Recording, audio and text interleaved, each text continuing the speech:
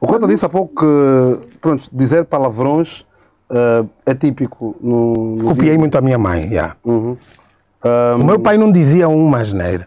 Já a minha mãe dizia todas. E aquela situação que ocorreu lá, depois se relacionou à Seleção Nacional, aquilo foi o intervalo? Foi, eu fiquei suspenso. Foi o intervalo do programa? Não foi. Foi na altura dos destaques do jornal da Zimbo.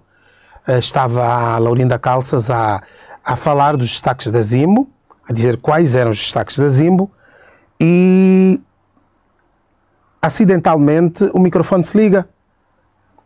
E a câmara, eu não ouvia. O retorno não tinha retorno, não ouvia a Laurinda e só havia. E de um momento para o outro, no gozo com o pessoal do estúdio, as câmaras sobretudo, estava ali a conversar e houve qualquer coisa lá que eu disse, das putas. Coincidiu com dela estar a falar da derrota da Seleção Nacional de Basquetebol. Coincidência. Fly, tu já imaginaste se fosse com o Presidente da República? Exato. As consequências que isso traria para mim? Exato. Injúrias? Tu já imaginaste isso? Portanto, há uma responsabilidade que não é só minha. Existe uma equipa técnica que me supervisiona. Eu ia perguntar onde é que está a culpa, porque agora coloca aqui uma questão, se fosse o nome do Presidente aí relacionado a este momento, seria gravíssimo. Muito. Até se esclarecerem as coisas. Exato. Porque a responsabilidade não é 100% minha. Mas de quem era a responsabilidade então? A responsabilidade é repartida por mim e por alguns colegas. Ok? Por alguns colegas que estavam no momento a trabalhar. A produção. E que eu sou super... Eu falo no estúdio, como tu falas aqui com a tua regi, e aquilo vai para a regi. Há um realizador, há um técnico de som, há isso e aquilo. Portanto, eu estou aqui a dizer muito portanto, estou aqui a agarrar-me nessa muleta. E aí que nós dependemos de alguém que nos comanda. E acho que disse tudo. Daí para frente, o inquérito sendo justo, eu voltei à emissão. O inquérito foi apurado e depois... Foi apurado as responsabilidades e se apurou que eu, tendo a responsabilidade de ter dito uma asneira no estúdio que não devia, pelo que peço desculpas, não houve, naturalmente, intenção minha de o dizer no ar. Sim, sim. Só isso. Não, mas aquilo estava claro. Mas pronto, enquanto gestor de uma estação emissora, mas foi suspenso pela televisão? Oficialmente. Fui suspenso por um período determinado e depois desse período eu voltei à antena. Mas aquilo foi comunicado pelas vias habituais ou chamado a uma reunião?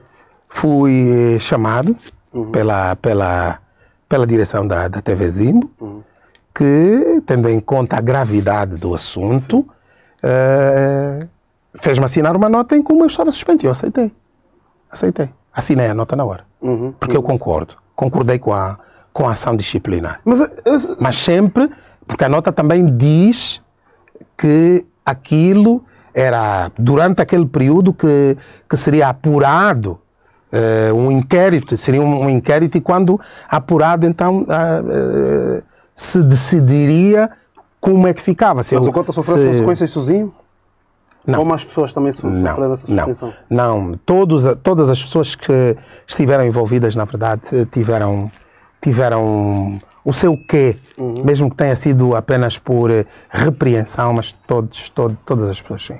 Como é que sentiu-se, por exemplo, visualizou aquilo a tomar conta das redes sociais, o mundo inteiro, em que momento, como é que aquilo apanhou, em que momento estava, qual foi o intervalo dado após aquilo ter acontecido, para estar depois exposto na internet? Foi quase que imediato. Foi quase que imediato. Mas aquilo foi tipo o programa no dia seguinte? Não, que isso? O programa terminou e já estava. As pessoas recuam. Espera aí, foi no mesmo dia? Foi. Minutos depois já estava nas redes sociais. Daí que, quando eu dou conta que o piloto da câmara acende, eu faço o Sim. Porque dei conta que terei dito, mas eu não me apercebo que o disparate, que a asneira, filho das putas, foi ao ar.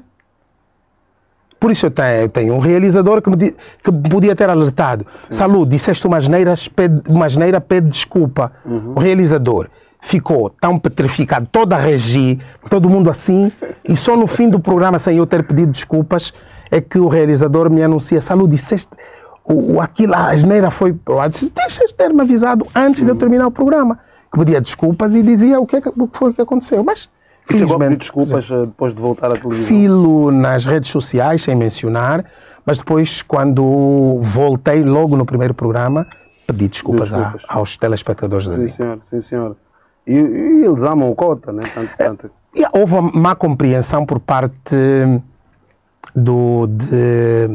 de algumas pessoas,